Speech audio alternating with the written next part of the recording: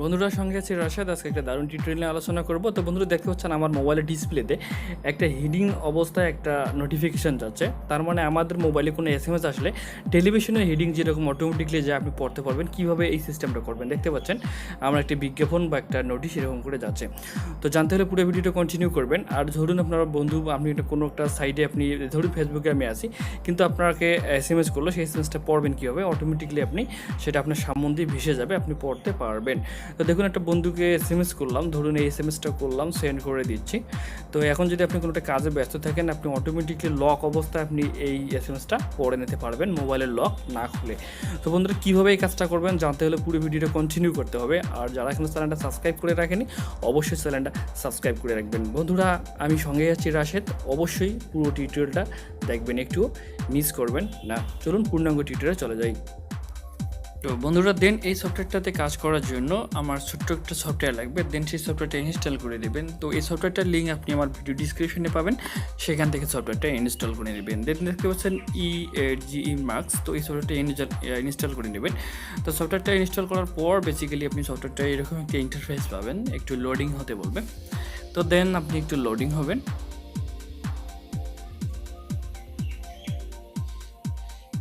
ওকে, loading হওয়ার পর আপনার নেট, আমার যেহেতু নেট কানেকশন আছে, একটি বিজ্ঞাপন আসতে পারে। আপনি বিজ্ঞাপনটা যদি আসে বিরক্তিবোধ করার দরকার নেই, ব্যাক করে ফিরে আসবেন। ফিরে আসার পর you should be enable to add this enable অ্যাপের টু টপ আপ, এটা আপনি অন টপ ইন এটা সেটিংসে ক্লিক করে দেবেন।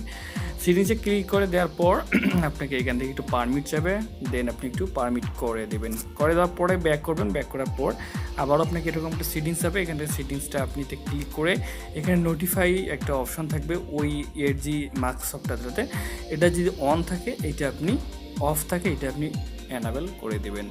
এটা অ্যানাবেল করে দেওয়া শেষ হয়ে ব্যাক করার পর আপনি এরকম একটা ইন্টারফেস পাবেন। তো এখান থেকে দেখতে পাচ্ছেন বেশ কিছু সেটিংস আছে যেগুলো আপনার অনেকটা মাথা ঘুরিয়ে দিবে। তো এত কিছু করতে হবে না, দেন আপনাকে একটা কাজ করতে হবে।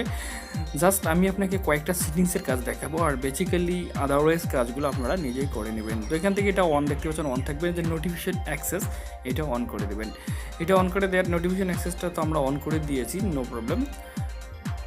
একটু অন অফ করে দিই, যেহেতু প্রবলেম দেখালো, একটু অফ করে দিই, আবার একটা অন করে দিলাম।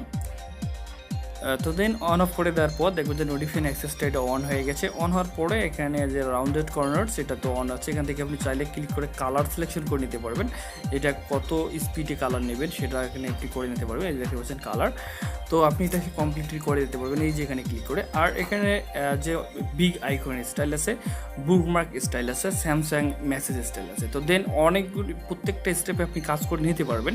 তো এখান থেকে দেখুন বিগ আইকন স্টাইলটা যদি আমি অন করে দিই আপনাকে এরকম অপশনটা চলে আসবে। আবার যদি বুকমার্ক স্টাইলটা দিই, এটা অফ করে এটা আবার দেখেন এটা এরকম আসবে।